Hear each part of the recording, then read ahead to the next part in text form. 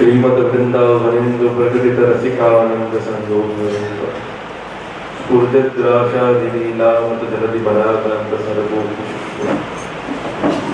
तस्यैवात्मानुभावेन प्रकटनरतयास्याच्चया प्रादुरर्श भूमः यस्सन् मनुष्य कृतकृतिकरुणस्तं प्रपत्ते भूताशम्।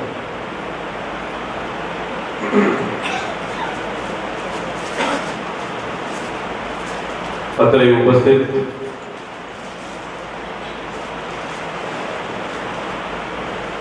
पुष्टि सत्संग लालपुर ना आयोजक लालपुर वैष्णव समाज ना सर्व मनोरथियों सक्रिय कार्यकर्ताओं तेमज सर्व मर्यादित भाईओ विशेष करीने सर्वोत्तम पाठशाला भानवड एवं जामनगर थी आवेल संचालक बहनों અને એમના બાળકો અને નવનિર્મિત સર્વોત્તમ પાઠશાળા લાલપુરના સંચાલક બહેનો અને જે બાળકોએ અત્યારે એડમિશન લીધું તેઓ અને હજી જે લેવાના છે એ પણ અમને પૂર્ણ વિશ્વાસ છે તેઓ સૌ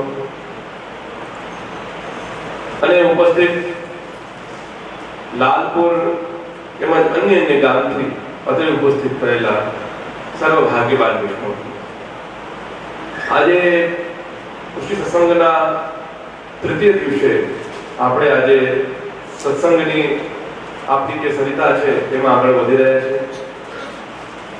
પૂર્વ 2 દિવસમાં ઘણા બધા વિષયોને લઈને આપણે સત્સંગ કર્યો। આજ સર્વપ્રથમ તો એ આનંદ અભિવ્યક્ત કરીએ છીએ કે ભાનવડ અને જામનગરની પાઠશાળાના બાળકો અને એમના સંચાલકોને અમે હૃદયપૂર્વક ખૂબ ખૂબ આશીર્વાદ પાઠવીએ છીએ કે પ્રભુ આપને ખૂબ બળ આપે અને આપ આવી રીતે બાળકોનું આવું સુંદર સમ્યક પુષ્ટિ માર્ગીય જ્ઞાન માટે આપ એમને પ્રોત્સાહિત કરતા રહો અને બાળકો પણ ખૂબ ધન્યવાદને પાત્ર છે। એમને પણ અમારા ખૂબ આશીર્વાદ અને એમના માટે જોરદાર તાળીઓ પાડો। આ આપણો પુષ્ટિ માર્ગનું ભવિષ્ય છે। આ બધા બાળકોના હિસાબે જ આપણને અને અમારા જેવા આચાર્યને તો સંતુષ્ટિ થાય એના પુષ્ટિ માર્ગનું ભવિષ્ય ઉજ્જવળ છે કે આજે પણ આપના બાળકો પાઠશાળાના માધ્યમથી પુષ્ટિ માર્ગો અને પુષ્ટિ માર્ગની પ્રણાલિકાને યથામતિ યથાશક્તિ જીવનમાં આચરવાનો પ્રયત્ન કરી રહ્યા છે। પછી એ નૃત્ય નાટિકા કરી હોય, બાળકોએ પાઠ કર્યા, યમુનાજીનું પદ ગાયું, આ બધું જોઈને ખરેખર બહુ આનંદ થાય, એક અનુભવ અલગ થાય, પ્રસન્નતા થાય આપણને કે ના ખરેખર આજે આપણા બાળકોને ખરેખર એક પ્રોત્સાહનની જરૂર છે જે આપણે ઘણા સમયથી આપણે ચૂકી જતા હતા અને આપણી વચ્ચેની પેઢીઓ એવી ગઈ કે જેને આવો કોઈ મોકો જ નથી મળ્યો। સાચી વાત તો એ છે પણ કોઈ શ્રી મહાપ્રભુજીની કૃપા જાયગા ત્યારથી સવાર જ્યારે આપણને એવી સાનુકૂળતા આવે, જ્યારે ઠાકોરજી કૃપા કરે ત્યારે આ બધા સંયોગો બનતા હોય છે। જરૂરી નથી કે ક્યારે એ બધી વસ્તુઓ ક્યારે કોઈ સમયે થાય, નક્કી નથી હોતું। પણ જેથી તમે જુઓ ને કે કેટલાય એવા ભગવતી થઈ ગયા એ પહેલાથી ઠાકોરજીની ભક્તિ કરતા પણ મહાપ્રભુજીનો સંયોગ બહુ પાછળ જાય નથી, પછી એમની ભક્તિ વધારે પ્રગટ અને પ્રબળ થઈ। તો એમ ઘણીવાર એવું બનતું હોય કે ઘણા કાર્યો કરતા જ હોઈએ છીએ આપણે પણ જ્યારે એવો સંયોગ બને ત્યારે હરિગુરુ વૈષ્ણવનો ત્રિવેણી સંગમ થાય ત્યારે આવા બધા કાર્યો બહુ સુંદર રીતે આપણે આયોજન કરી શકીએ। અને આજે ખરેખર બહુ હરખની વાત છે, ખૂબ આનંદની વાત છે અને બધાને આનંદ છે એની પ્રતીતિ જે દેખાય છે કે આજે કેટલા વૈષ્ણવોએ પાઠશાળાના બાળકો માટે ભેટ લખાવી તો એમની ભાવના એવી કે આ ઉત્સાહ વધારો, આ એમની બધાની મનની એવી ભાવના છે કંઈ ને કંઈક આવા કાર્યક્રમો કર્યા કરો જેથી એ બાળકો પુષ્ટિ માર્ગમાં ઓતપ્રોત રહે, એના સંસ્કારોનું સિંચન થાય। આજે એ બાળકોને પ્લેટફોર્મ મળે, સ્ટેજ મળે કે જ્યારે એ લોકો એની પોતાની જે કેપેબિલિટી છે એને પોતાની જે ભગવાને એમને કલા આપી હોય, કોઈને સ્વર આપ્યો હોય કે કોઈને કંઈક બોલવાની પ્રતિભા આપી હોય એ બધું અભિવ્યક્ત કરવા માટે સ્ટેજ તો જોઈએ વ્યક્તિને, એક એવું પ્લેટફોર્મ જોઈએ। અને જે સર્વોત્તમ સેવા સંસ્થાનના તત્વાવધાનમાં છેલ્લા ઘણા વર્ષોથી અને મહાપ્રભુની કૃપાથી આપણે એવું કરી રહ્યા છીએ, અને એમાં આજે સોને પે સુહાગા, આજે એક પાઠશાળાની વૃદ્ધિ આજે લાલપુર ગામમાં પણ થઈ, અને બહેનોએ મને કહ્યું કે જે ચિંતા ના કરો, હજી 2 બહેનો વધ્યા છે, હજી 2 બહેનો વધ્યા છે. એટલે ખૂબ વધશે ઠાકોરજીની કૃપાથી. જેટલા જે લોકો બારે આપ બધા લોકો જ આપના બાળકો માટે આપણે ઉત્સાહિત હો તો આપ ચોક્કસપણે આપણા બાળકોને પાઠશાળામાં મોકલો, તો એમનો સર્વાંગી વિકાસ થશે. ભણવું જરૂરી છે અને ભણવા સાથે ધર્મ પણ જરૂરી છે. આ બંનેનો જ્યારે પેરેલલ વ્યક્તિ ચાલે ને તો એ યોગ્ય વ્યક્તિ ગણાય.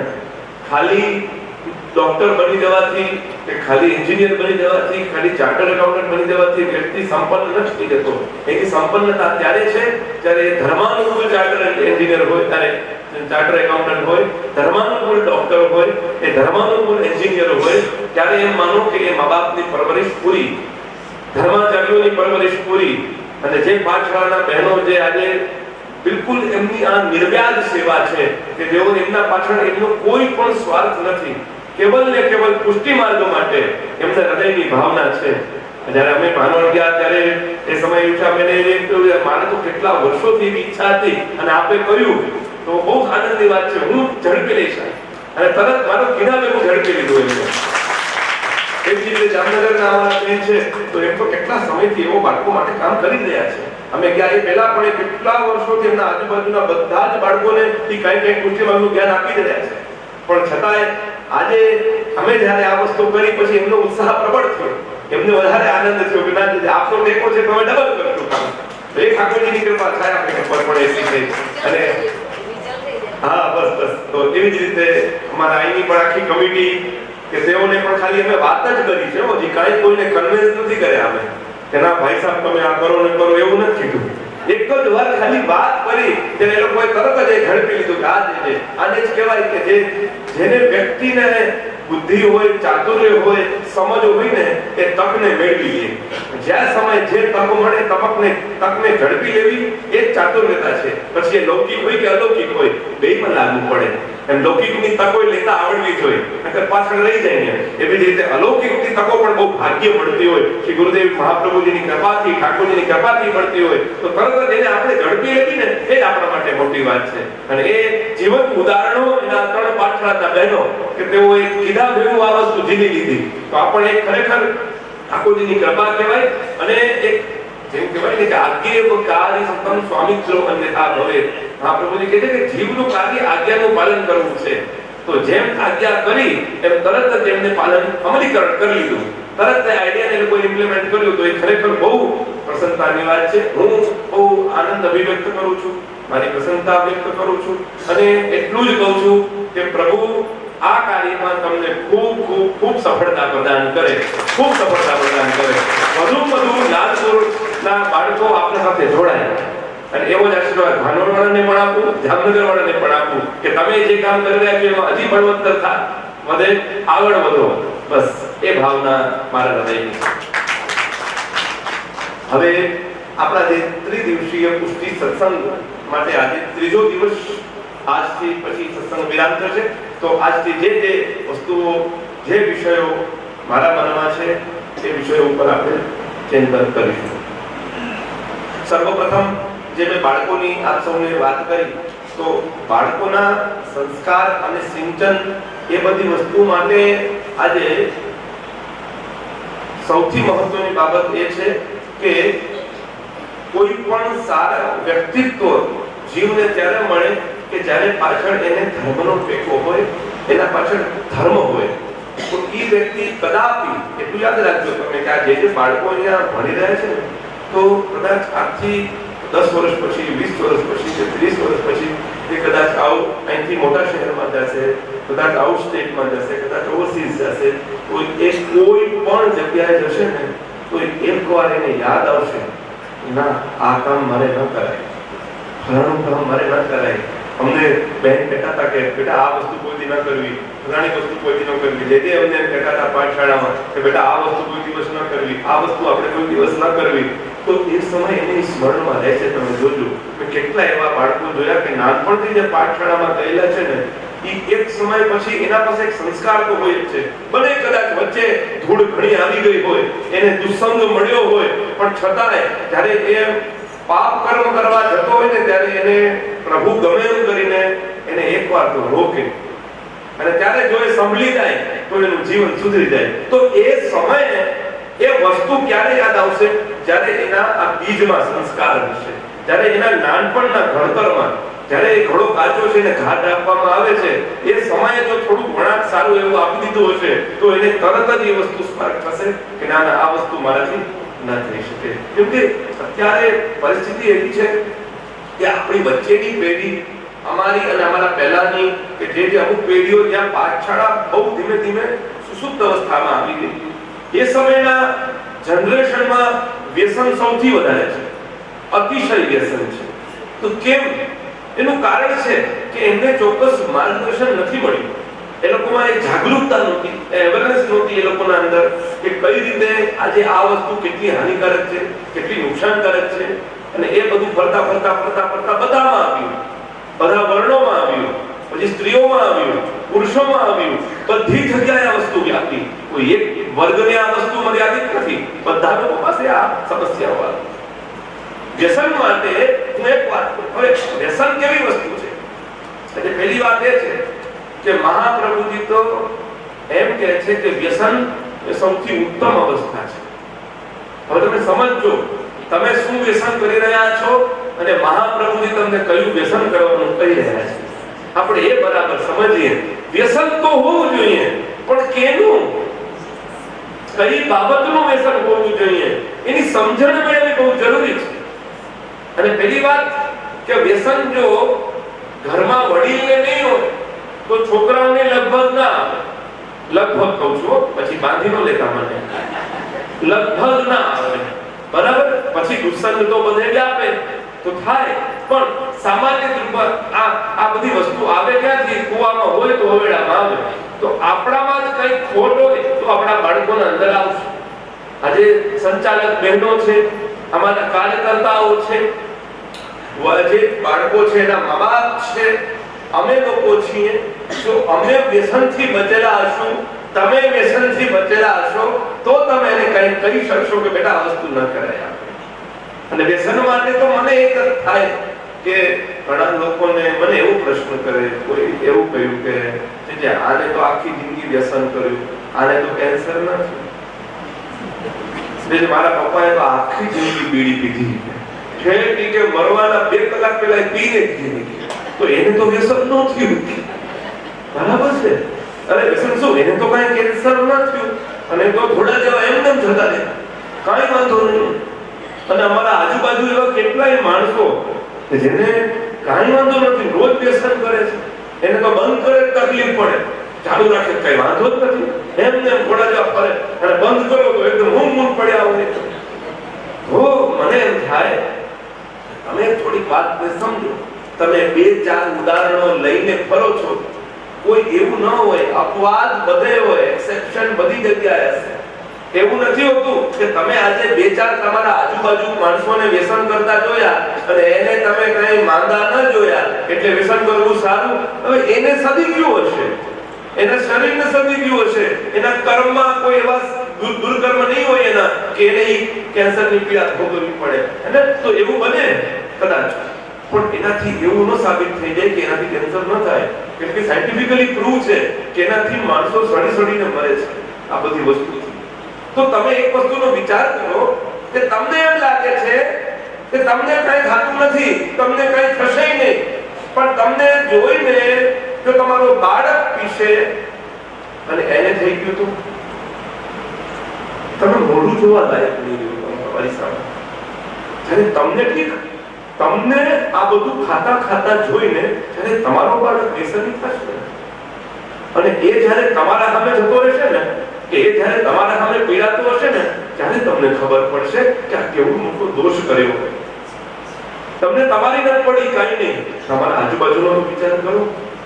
તમને એક છે કે જે થશે એ મને થશે ને, બીજાને તો નહીં થાય ને, પણ તમારી પ્રેરણાથી તમારા છોકરાઓને થાય તો એ લોકો આ વસ્તુ કરવા લાગ્યા તો, અને જરૂરી છે કે એને નહીં થાય. શા માટે જાણી જોઈને આ કામ કરવું? વસ્તુ સમજવાની એ છે. અને એવું નથી કેટલાય જીવ એવા હોય કે જેને વ્યસન નથી કર્યા એને કેન્સર થયા છે. એ વાત જુદી છે. બધાય અલગ અલગ એસ્પેક્ટ છે વિચારવાના. પણ હું તો એક સાદી વાત તમને કહું કે હાથે કરીને કેમ કૂવામાં પડવું, હાથે કરીને કેમ પાણીમાં ચાલવાનો શોખ કરવા? ખબર છે પડી જશો. અરે ના ના હું નહીં પડું, પણ શું જરૂર છે એની ચાલવાની? નીચે ઉતરીને ચાલને, પાણી ઉપર ચાલવાની શું જરૂર છે?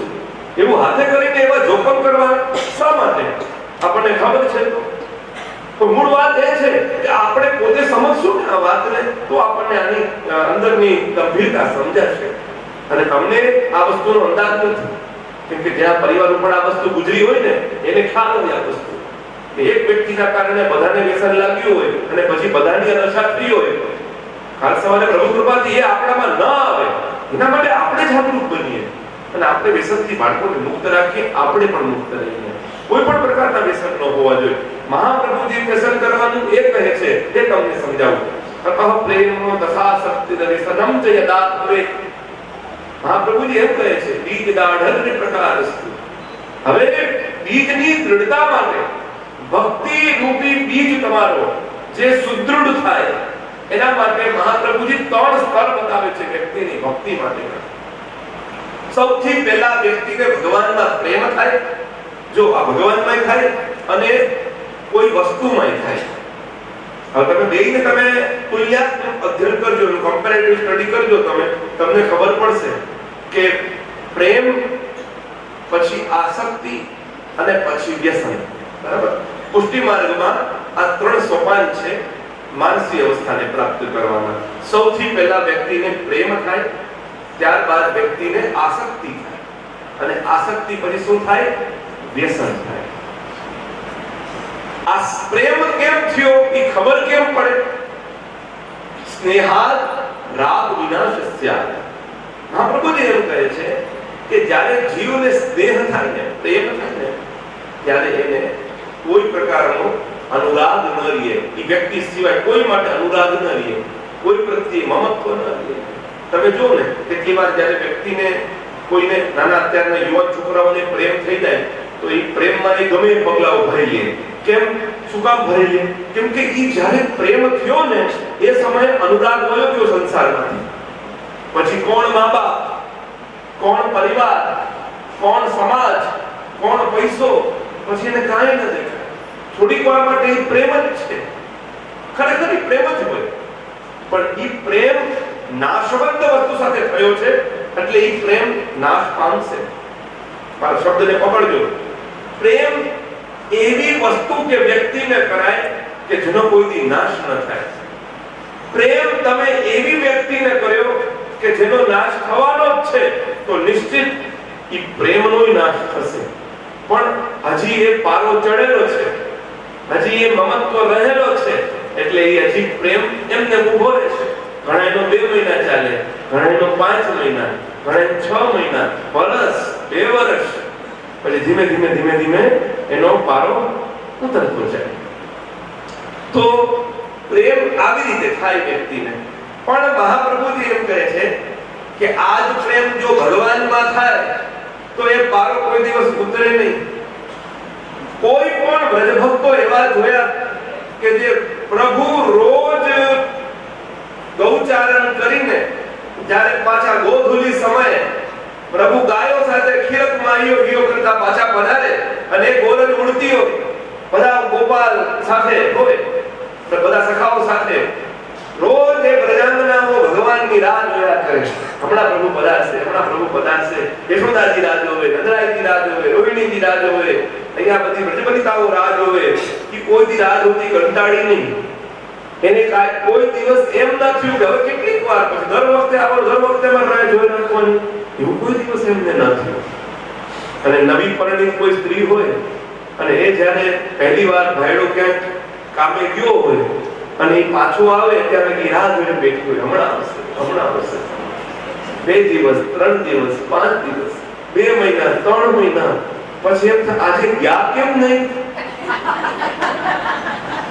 આજે શું કેમ રજા કેમ છે? કોરોનામાં તો બધા બહેનો થાકી ગયા એટલે હવે આ જાતિ તો સારું રીત છે ઘરમાં. અને કોઈને મજા ન આવે ઘરમાં. ઘરમાં પુરુષો આટા માર્યા કરે તો બહેનો કંટાળે કે હવે આ જાય તો સારું, આખો દી સોફામાં બેઠા રહ્યો, શું કરું? તો માણસ કેવો કંટાળ્યો, કેમ કે નાશવાન વ્યક્તિ સાથે પ્રેમ થયો, જે સમય થયો ત્યારે ખરેખર પ્રેમ જ હતો. એ પ્રેમ તો એક નાની એવી ઝલક હોય કે જ્યારે આપણને કાંઈ બીજું ન દેખાય, ખાવું ન ગમે, પીવું ન ગમે, કોઈ સાંભળવું કઈ ન ગમે, એના અવાજ સિવાય કે વસ્તુ ન ગમે, એની વસ્તુમાં પકડી કલાક બેઠા રહી, બધું થાય આપણને સમય, બરાબર? પણ એ સમય પૂરતો બરાબર છે, એ લોંગ લાસ્ટિંગ નથી, એ બહુ લાંબુ નહીં ચાલે. કેમ કે એ તો આપણે બધા જોઈએ જ છીએ ને. તમે બધા આવડા થયા, આપણે આટલા મોટા થયા, આપણે નથી ઈ દોરમાં ગુજર્યા, આપણે બધા એ નથી જોયું, બધાએ જોયું છે. શું બધાનો પ્રેમ એવો લેવો અવિરત રહ્યો? બધાને ધીમે ધીમે થાક્યા, હાથ જોડ્યા, ભાઈ સાહેબ બસ કરો. એ સ્ત્રી હોય કે પુરુષ હોય, બંને થાક્યા, બંને કંટાળ્યા. શું કામ કંટાળ્યા? તમે સમજો, પ્રેમ અમુક અવસ્થા સુધી તમને એ પ્રેમનો પારો જ્યાં લગી ચડેલો રહેશે ને ત્યાં લગી તમને પ્રેમ રહેશે. પણ જ્યારે એ પ્રેમ જો પરમાત્મા જોડે થયો છે ને, તમે ક્યારેય થાકશો નહીં. તમે જો એક ખાલી નાનો ઉદાહરણ તમને આપું. કેટલા વર્ષોથી તમે જન્માષ્ટમી નંદ મહોત્સવ મનાવો, કોઈ નંદ મહોત્સવમાં તમને એમ થયું આ દર વખતે શું નંદ ઘેરાનંદ જય કનૈયા લાલ કી એવું થાય? તમને કેવો ઉત્સાહ આવે? રસિયા આવે તો કોઈને એમ થાય કે દર વખતે હું એક રસિયા ગાવા, કેવો ઉત્સાહ વધે, કેવો આનંદ વધે. રોજ નિત નયો શ્રુતિ ન પામે પાર, વેદની શ્રુતિઓ જેનો પાર નથી પામી શકતી એવી આ ભગવાનની બધી ભગવત ચરિત્ર છે, ભગવત લીલા છે. ત્યારે માણસ કંટાળતો નથી એનાથી કોઈ દિવસ. એને કથાઓ બધી ભગવાનની, એ જ વિરાધારણની લીલા, એ જ ગોચારણની લીલા, 84-252 એક વાર્તાઓ પાછી વાંચીએ તો હર વખત કઈક ઉન્માદ આવે, હર વખત કઈક ભાવ આવે, હર વખત આપણને કઈક અલગ અનુભવ થાય.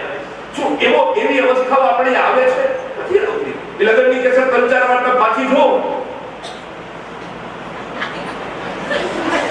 તમારા લગ્નની કેસેટ તમે 3-4 વાર જો, પાછો પ્રેમ આવે છે, પાછી અવસ્થા આવે છે. એક વાર જો થોડીક વાર મજા આવશે, બીજી વાર ત્રીજી વાર એમ થાય શું કરી નાખે, પછી એમ થશે. જો સમજો વાતને કે પ્રેમ એ એવી વસ્તુ છે કે મહાપ્રભુજીની વ્યાખ્યા કરે છે કે સ્નેહાદ રાગ વિનાશસ્ય. ખબર કેમ પડે કે પ્રેમ થયો? તો ખબર એ પડી જાય કે જો પ્રેમ થયો છે, કેવી રીતે ખબર પડી? સ્નેહાદ રાગ વિનાશસ્ય. બધી જગ્યાએ અનુરાગ જતો રહી જાય. જે લોકોને એવો પ્રેમ થયો હોય ત્યારે ટાઈમ બિંગ એને કોઈ માણસ ગમતું ન પડે. પછી જ્યારે પ્રેમ બહુ વધારે પ્રબળ થઈ ગયો ને એટલે એમ મહાપ્રભુજી કહે છે કે પ્રેમ આસક્તિ તરફ વયો જાય. પ્રેમ ક્યાં વયો જાય? આસક્તિમાં કન્વર્ટ થઈ જાય છે, પરિવર્તિત થઈ જાય છે. અત્યારે પ્રેમ છે, પણ પ્રેમની જ્યારે પ્રગાઢ અવસ્થા આવે ને વ્યક્તિની, ત્યારે પ્રેમથી આસક્તિ તરફ ક્યારે જતો રહીએ ને ખબર ન પડે. એમ મને જતો રહીએ, ખબર કેમ પડે કે ભાઈ હવે આસક્તિ થઈ ગઈ? તો મહાપ્રભુજી કહે છે સ્નેહાદ રાગ વિનાશસ્ય આસક્ત્યાસ્યાદ ગ્રહા રુચિ. જ્યારે વ્યક્તિને આસક્તિ થાય ને ત્યારે શું થાય? ઘરમાં અરુચિ લાગવા લાગે, કોઈ પોતાનું ન લાગે. જો તમે જ્યારે પ્રેમ બહુ વધી ગયો હોય ને કોઈને, યુવાન છોકરા છોકરીઓને, ત્યારે કોઈ ઘરના વ્યક્તિઓને પોતાના ન લાગે. જ્યાં મોટા થયા, જ્યાં જન્મ્યા, જ્યાં બધું શીખ્યું, પણ છતાં એને પોતાના એ સમય ન લાગે. શું લાગે? અરુચિ થઈ જાય. ગ્રહા રુચિ, એ ઘરમાં એને અરુચિ થવા લાગે. જો કોઈ વ્યક્તિ મદિરાનો વ્યસની થયો તો હવે એની જ્યારે મદિરામાં આસક્તિ થઈ, સમજાય છે વાત તમને? મદિરામાં શું થઈ? આસક્તિ. પહેલા પ્રેમ થયો એટલે નશો કરવાની ઈચ્છા થઈ, ક્યાંક પ્રેમ થયો, પછી એમાંથી એ નક્કી કરે કે હવે મારે આ જ કરવું છે. કેમ કે એમાં 3-4 વસ્તુઓ આવે, 5-10 વસ્તુઓ આવે, ખબર નહીં કેટલી વસ્તુ આવતી છે, નશાની તો હજારો વસ્તુ આવતી છે. એમાં એક વસ્તુમાં આસક્તિ થઈ ગઈ. સમજે છે મારી વાત તમને? બરાબર સમજો શું કહું છું. નશા કરવાની પહેલા તો પ્રેમ થાય, નશો કરવો ગમે માણસને, ગમે એમ મારે કરવો છે. નશો બધી પ્રકારના હોય, નાના હોય, મોટા હોય. શરૂઆત ચાથી થાય, પછી ધીમે ધીમે મદિરા સુધી પહોંચે. તો શું થાય વ્યક્તિને? તો નશો કરે એટલે એમાં એને પ્રેમ થયો કે ભાઈ સારી મજા આવે છે એમાં, ભલે 15 મિનિટ અડધો કલાક પણ એમ થાય કે હું ઇન્દ્ર છું, અને એમ જ થાય કે આખા જગતનો પૃથ્વીનો રાજા હું જ છું, એવું એને પ્રતીત થવા લાગે. તો શું થાય, તમે જોયા છે ને ક્યારેક ટોન થયેલા માણસો જોયા છે, એને એમ જ થાય કે આખી પૃથ્વી મારી છે અને હું જ આનો રાજા છું, એવું એને ફીલ થવા લાગે. તો શું થાય કે જ્યારે એને પ્રેમ થયો પછી એને આસક્તિ થાય. આસક્તિ થાય એટલે કોઈ પર્ટિક્યુલર વસ્તુ એને જોઈતી જ હોય, અને એ વસ્તુ તમે એના પાસેથી એના ઘરના વ્યક્તિઓ લઈએ ને તો એને ઘરના ખોટા લાગે, એના પ્રત્યે અરુચિ થઈ જાય કે તમે મારા કોઈ છો જ કેવું થાય, ગ્રહા અરુચિ, ઘરમાં અરુચિ થવા લાગે, એને એ વસ્તુમાં મમત્વ વધે. પછી કે એમાંથી આસક્તિમાં વ્યક્તિ વ્યસન તરફ વયો જાય. અરુચિ હોય ત્યાં લગી એને એમ હોય કે મારે આ કરવા જોઈએ, મારે આ જોઈએ છે, પણ વ્યસન થાય એટલે એના વગર રહેવાય નહીં. એક ક્ષણ કાઢવો અઘરો પડી જાય. તમે એ વસ્તુ એના પાસેથી લઈ લ્યો એટલે એ તડપે આપો, બેબાકડો થાય, એને એમ થાય કે ભાઈ મને ગમે એમ આપી જ દો આ વસ્તુ, બસ બાકી તમે બધાય નકામા મને આ આપો. ક્યારે ખબર પડે? ગ્રહસ્થાનામ બાધકત્વમ અનાત્મત્વમ ચ ભાસતે યદાસ્યાત વ્યસનમ કૃષ્ણ. હું લૌકિકમાં તમને સમજાવતો જાઉં છું, મહાપ્રભુજી અલૌકિક વાત કરી રહ્યા છે, વાત અલૌકિકની છે. જ્યારે વ્યક્તિને ભગવાનમાં જે થાય ને ત્યારે એને સંસારમાં અનુરાગ નથી, અને પ્રેમમાં જ્યારે એમાં આસક્તિ જ્યારે પ્રગાઢ થઈ જાય ને પછી ઘરમાં અરુચિ થઈ જાય, પછી ઘરમાં એવી રુચિ ન રહે. અરુચિ એટલે કોઈ સાથે ખરાબ વ્યવહાર ન કરે, પણ પછી એનો મમત્વ ન રહે કે આજે આ કરી લઉં, આજે ઓલું કરી લઉં, આવડું ઘર બનાવી લઉં, 2 ફેક્ટરીઓ કરી લઉં, 3 ફેક્ટરીઓ કરી લઉં, એવો મોહ ન હોય. પછી એનો જે કર્યા કરતો હોય, એનો પુરુષાર્થ કર્યા કરે, પણ પછી એને ફલની અપેક્ષા ન હોય. એ કર્મણ્યવા અધિકારસ્તુ મા ફલેષુ કદાચન, એમ ચિત્તપ્રજ્ઞ અવસ્થામાં જીવતો હોય. એને એમ હોય હું મારું કર્મ કરું છું, પણ એને એમાં એટલો આનંદ ન હોય. તમે જોજો ઘણા વ્યક્તિ એવા જોયા છે કે તમે એને ગમે એવી વસ્તુ લઈ આવો ને, તમે એને મર્સિડીઝ લઈ આવો, રોલ્સ રોયસ લઈ આવો, તમે મોટું બંગલો લઈ આવો, ફેક્ટરીઝ લઈ આવો, એમાં એને ઇન્ટરેસ્ટ જ ન હોય, હે ને? તો એનો મમત્વ છૂટી ગયો છે. હવે વાત સમજવાની કે જ્યારે વ્યક્તિને વ્યસન થઈ જાય ને ત્યારે ગ્રહસ્થાનામ બાધકત્વમ અનાત્મત્વમ ચ ભાસતે, ત્યારે એને ઘરના બધા લોકો પ્રત્યે અનાત્મ ભાવ થઈ જાય. કોઈ મારા નથી. અત્યારે કોઈ કમ્પેર કે ને ત્યારે બહુ મદિરાનો વ્યસની માણસ હોય ને, એક બાજુ મદિરા મૂકો અને એક બાજુ એની પત્ની કે એના બાળકો મૂકો, એ બાળકોને સાઈડમાં મૂકી દેશે અને આપી દેશે. કેમ? વ્યસન થઈ ગયું છે, ભયંકર વ્યસન થઈ ગયું છે, એવું કે હવે એના વગર રહેવાય એમ નથી. આ જ વસ્તુ મહાપ્રભુજી આપણને એમ સમજાવે છે કે જીવ જો આ જ વ્યસન પ્રભુનું કરી લે તો એનો આ સંસારો જન્મારો સફળ થઈ જાય છે, અને આલોક અને પરલોક બેયમાં સુધરી જાય છે. જે વ્યસન અવસ્થા ગર્જનદાવનની થઈ, રાજા આશકરણની થઈ, એવા અનેક ભગવદીઓ કે જેને ઠાકોરજી વગર એક ક્ષણ ચાલતું નહીં. શરૂઆત કેમ થાય? ભગવાનમાં પ્રેમ થાય. પ્રેમ જ્યારે પ્રગાઢ થાય એટલે આસક્તિ થઈ જાય પ્રભુમાં. પછી આસક્તિ એટલે શું? કોઈ એક સ્વરૂપમાં અનુરક્તિ થઈ. હે, ઠાકોરજીના કેટલા બધા સ્વરૂપો બિરાજે છે, પણ તોય જેને આસક્તિ હોય ને, આસક્તિ કોને કહેવાય? તમે 84 વસુબાન વૈષ્ણવની વાર્તા વાંચો તો કુંભનદાસજી રોજ શ્રીનાથજીની સેવા કરતા, શ્રીનાથજીના કીર્તનની સેવા કરતા. એક સમયે કુસાઈજીના બાળકોને એમ થયું કે શ્રીનાથજી તો જતીપુરા બિરાજતા ગોવર્ધન પર્વત ઉપર, અને નવનીત પ્રયાગ ગોકુલમાં બિરાજે. બે અલગ અલગ સ્વરૂપ છે, એક બાલ લીલા અને કિશોર લીલા છે, બરાબર? તો એટલું સમજો તમે કે કુંભનદાસજી અક્ષસખામાં બહુ ભગવદી થઈ ગયા મોટા, અને કીર્તનની સેવા એમની. તો રોજ શ્રીજી બાબાને કીર્તન કરે, અને કુસાઈજીના બાળકોને એમ થયું કુંભનદાસજીને એકવાર આપણે ગોકુલ લઈ જાય નવનીત પ્રયાગજીના કીર્તન કરવા માટે. તો નવનીત પ્રયાગજીના કીર્તન કરવા માટે લઈ ગયા. તો આમ તો એ કોઈ આવે નહીં, પણ ભગવત ચર્ચા કરતા કરતા, વાતો કરતા કરતા એમને અહીં સુધી લઈ આવ્યા, ત્યાં લગી યમુના કિનારે સુધી.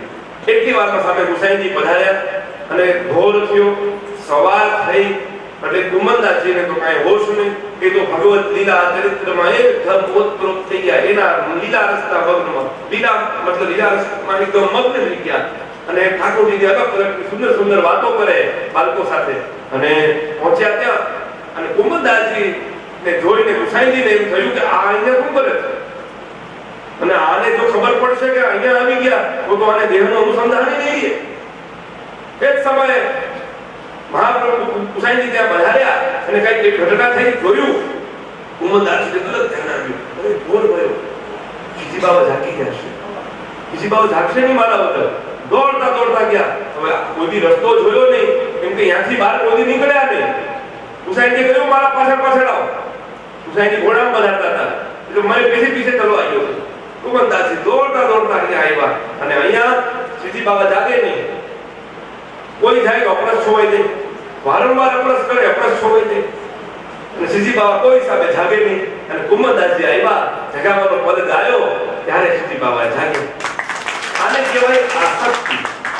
તો શું એને અમૃત પિલાજીમાં ભાવ નહીં હોય? ના ના, એવું નથી.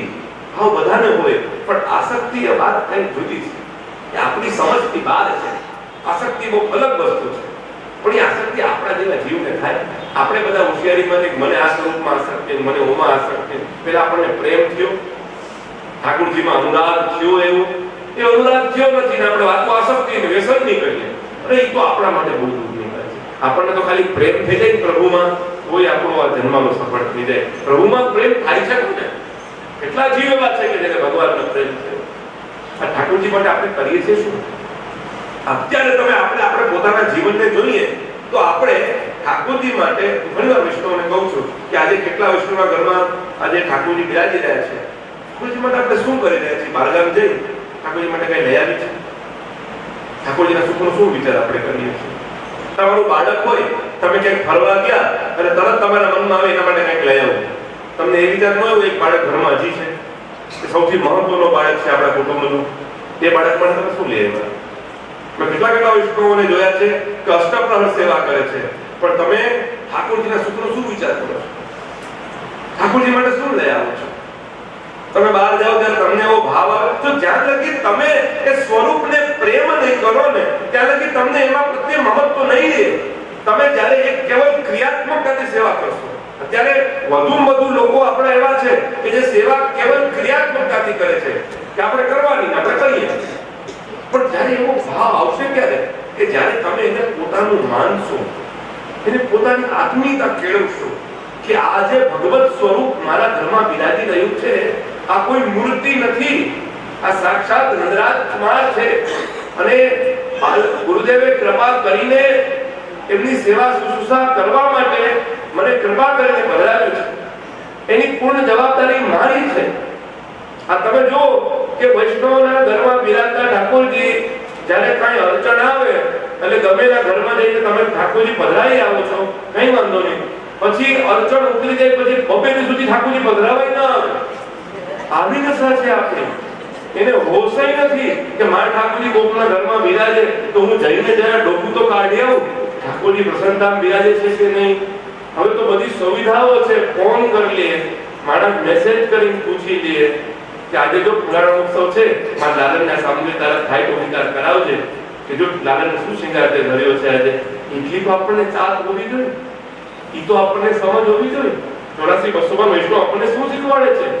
તમે જોવો કે પેલા કાનબાઈના પ્રસંગમાં કેવું આવે છે કે આજે જ્યારે એ ઠાકોરજી બેટીજીના ઘરમાં પધરાવી ગયા, બેટીજીના ઘરમાં ઠાકોરજી બિરાજે અને બેટીજી ઠાકોરજીને પોઢાડતા ભૂલી ગયા, પોતાના ઠાકોરજીને પોઢાડ્યા, કાનબાઈ ઠાકોરજી પોઢાડવા ભૂલી ગયા. કાનબાઈએ સ્વપ્નમાં દર્શન આપ્યા અને કાનબાઈને કહ્યું કે માં મેં અકેલો बहुत डरपत हूं और मैं सिंहासन में मुझको बहुत डर लग रहा है. तो कानबाई ત્યારે દોડતા દોડતા ગયા અને બેટીજીનો કિમાડ પકડાયો. अरे मैं ठाकुर को पोढ़ाया ना आपने, ત્યારે જઈને ક્યાં દોડી. શું આપણને ખબર છે એ વસ્તુની? પ્રભુ તમને જતાવશે, પણ ક્યારે જ્યારે તમારું જીવ પ્રભુમાં હશે, ત્યારે સ્વરૂપમાં તમારી આસક્તિ હશે, ત્યારે સ્વરૂપ પ્રત્યે તમને કઈ મહત્વ હશે, તમને એનું મહત્વ હશે કે ના તમે ખાલી ટાઈમ કાઢો એની મતલબ નહીં. તમે કલાક સેવા કરો, 2 કલાક સેવા કરો, 5 કલાક સેવા કરો, એ કઈ વાંધો નહીં. મહત્વની વાત છે કે તમે મહત્વ કેટલું આપો છો. ટાઈમ તો આપો બરાબર છે, પણ મહત્વ કેટલું આપો છો તમે પરમાત્માને? તમારા જીવનમાં એ શું રોલ ભજવે છે પ્રભુ? સેવા ત્યારે જ વધારે અને ત્યારે જ સેવામાં આપણે આગળ વધારે કે જ્યારે એ સ્વરૂપમાં આપણી આસક્તિ કેન્દ્રિત થાય. અને જો એ કેન્દ્રિત ન થતી હોય ત્યારે લગી ભગવત સ્મરણ કરી શકાય છે. મેં બે દિવસથી હું બધાને સમજાવું છું કે સ્મરણમ અને ભજનમ આ બે વસ્તુ સૌથી મહત્વની પુષ્ટિ માર્ગની આગળ વધવા માટે સેવા થાય તો ઉત્તમ, સેવા અને સ્મરણ બે થાય તો અતિ ઉત્તમ, અને સેવા ન થાય તો ખાલી સ્મરણ કરો તું પણ ઉત્તમ.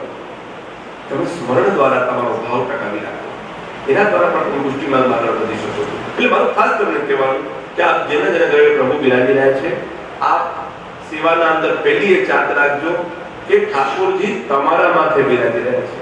એની પહેલી જવાબદારી તમારી છે. જેમ એક માતા જ્યારે બાળકને જન્મ આપે પછી એના આજુબાજુ સેવા કરવા વાળા એના સાસુ હોય, નણંદ હોય, જેઠાણી, દેરાણી બધા હોય, છતાંય સૌથી પહેલી જવાબદારી કેની? એની માની. અને ઈ તમે બધાય નિભાવો છો. આપણા લોકમાં આપણે જોઈએ છીએ કે જે ઈ માં હોય, માને એક સેકન્ડમાં ખબર પડી જાય કે એના બાળકને અત્યારે શું જોઈએ છે, શું નથી જોઈતું, એને તરત ખ્યાલ આવી જાય એ વસ્તુ. અને ઈ તો અનુભવ તમે તમારા જીવનમાં જ્યારે માં બન્યો તમને ખબર હશે કે બાળક જ્યારે ભૂખ્યો થાય ત્યારે ઈ માતાને તરત જ ભગવાનને સેન્સ આપી દે એવું. કદાચ ઈ રાતે ઉઠી જાય ને તો ઈ માતાને ખબર પડી જાય કે મારો બાળક ઉઠી ગયો છે, એ મેળે ઉઠી જાય તરત. પ્રભુ એવું આપ્યું હોય તો એમ એવી નાળ પણ જ્યારે પ્રભુ સાથે બંધાઈ જાય ને આપણી, તો આપણને ખબર પડે કે મારા ઠાકોરને શું જોઈએ છે, આ સમયે ઠાકોરજીની શું ઈચ્છા છે, એ તમને જતાવશે ઠાકોરજી. પણ કેમ ક્યારે નથી કરતા? કેમ તમે નથી કરતા? કેમ કે આપણને સેવાનું મહત્વ ઘટી ગયું છે. આપણને બધાને સંસારમાં રાગ ચોટ્યો છે. હું એમ કહું છું કે બેયને બેલેન્સ કરીને ચાલો. આપણું આ જીવન અલગ ટ્રેકમાં ચાલે છે, આ જીવન અલગ ટ્રેકમાં ચાલે છે. બેયને બેલેન્સ કરીને ચાલે ને એ પરમ ભક્ત કહેવાય, એ પુષ્ટિ માર્ગી, એ વૈષ્ણવ કહેવાય. મેં એવા વૈષ્ણવ જોયા છે કે આખું ઠાકોરજીની સેવામાં તત્પર હોય પણ પછી ઘરની જવાબદારીઓ કઈ ન ભાવે. એ કેમ ચાલે? તમે લગ્ન કર્યા છે તો તમારે ઘરની જવાબદારી નિભાવવી પડશે. અગર કોઈ પુરુષ હોય તો એને પુરુષાર્થ કરવા બહાર જવું જ પડે. સ્ત્રી હોય તો સ્ત્રીઓ, હવે તો બે ધંધા જોબ કરતા હશે જે હોય પણ સામાન્ય દૃષ્ટિથી સ્ત્રી હોય તો એને ગૃહિણી હોય તો એને ઘરના કામ બધા કરવાના જ હોય, એને બધાની સેવા શુશ્રૂષા કરવી જ પડે. એ તો એનો ધર્મ છે, એ તો એને નિભાવવાનું છે.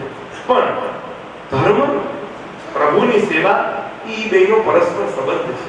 એને બેને મેન્ટેન કરીને આપણે ચાલવું પડે.